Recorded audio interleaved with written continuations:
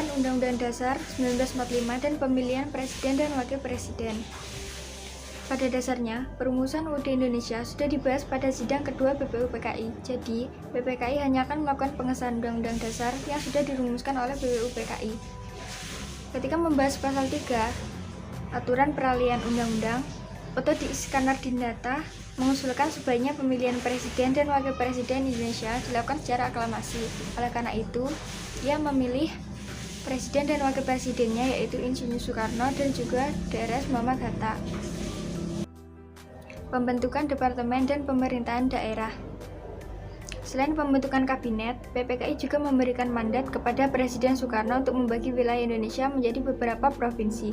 Presiden Soekarno membagi daerah Indonesia menjadi 8 provinsi beserta gubernur-gubernurnya. Pembentukan badan-badan negara. Yang pertama, pembahasan pembentukan KNI. Sidang BPKI pada tanggal 18 Agustus telah menyetujui bahwa untuk sementara waktu pekerjaan Presiden akan dibantu oleh sebuah komite nasional.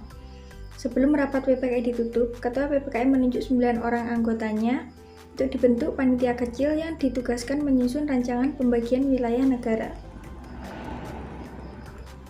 Yang kedua, pengesahan Komite Nasional Indonesia. Pada tanggal 22 Agustus 1945, BPKI mengadakan rapat pleno kembali di Gedung Kebaktian Rakyat Jawa, Gambir Selatan, Jakarta. KNIP secara resmi diumumkan oleh pemerintah pada tanggal 25 Agustus dan melantiknya pada tanggal 29 Agustus 1945. Berdasarkan ketentuan baru, KNIP tidak lagi berkedudukan sebagai lembaga negara yang membantu presiden, tetapi menjadi lembaga negara yang sejajar dengan kedudukan lembaga kepresidenan. KNIP sekarang juga berfungsi selayaknya MPR atau DPR yang memegang kekuasaan legislatif, yaitu ikut membuat undang-undang dan menetapkan garis-garis besar hukum negara. Pembentukan kabinet. Pada awal kemerdekaan, bentuk pemerintahan Indonesia adalah presidensial. Oleh sebab itu, dalam menjalankan pemerintahannya, presiden akan dibantu oleh menteri-menteri. Pada sidang kedua tanggal 19 Agustus 1945, BPKI memberikan mandat kepada Presiden Soekarno untuk membentuk kabinet yang akan membantunya. Pada awalnya, BPKI hendak membuat sebuah partai unggul, namun pada tanggal 31 Agustus 1945, kesepakatan tersebut dibatalkan sendiri oleh BPKI.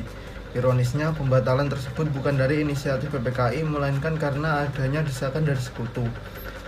Pada tanggal November 1945, Wakil Presiden mengeluarkan Maklumat Wakil Presiden nomor 10 tanggal 3 November 1945, menunjukkan bahwa NKRI yang baru berdiri merupakan negara demokrasi.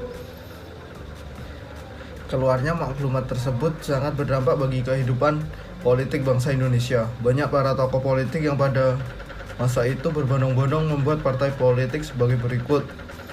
Pertama, Matsumi yang dipimpin oleh Dr. Sukiman Wiryo Sanjoyo pada tanggal 7 November 1945. Kedua, PKI yang dipimpin oleh Mr. Muhammad Yusuf pada tanggal 7 November 1945. Ketiga, PBI yang dipimpin oleh Nyoto pada tanggal 8 November 1945.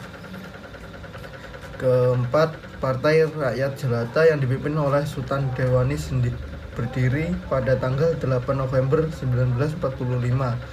Kelima, Parkindo yang dipimpin oleh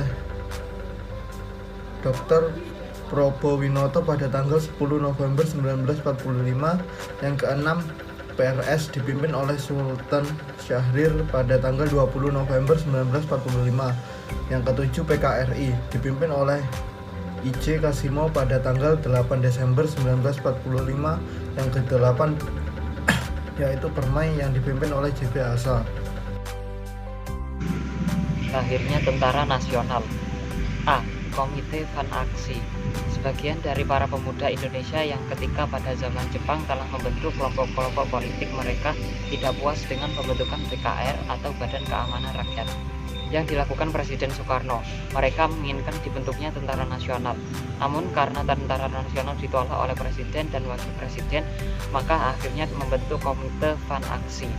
Antara lain, Angkatan Pemuda Indonesia atau API, Barisan Rakyat Indonesia atau BARA, Barisan Buruh Indonesia atau BBI yang dipimpin oleh Adam Malik, Soekarni, Khairul Saleh, dan Maroto Mimi Harjo.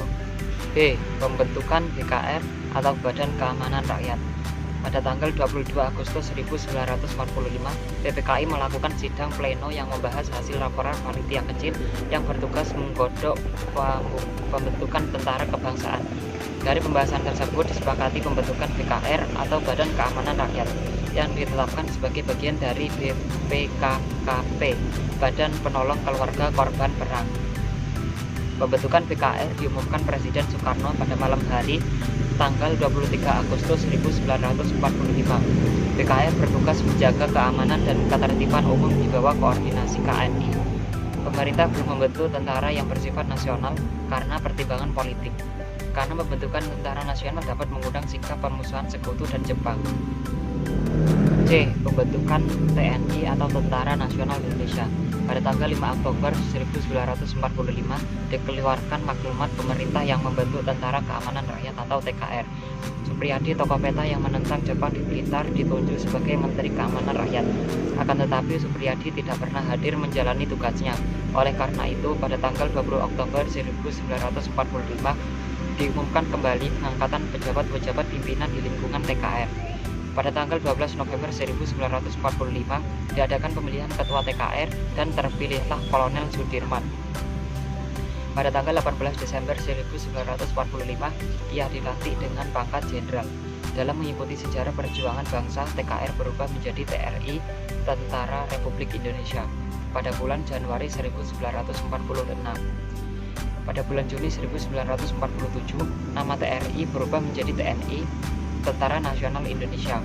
Sebagai sebuah organisasi militer, TNI merupakan milik rakyat serta alat revolusi bangsa Indonesia dan bukan sebagai alat pemerintahan atau alat kekuasaan.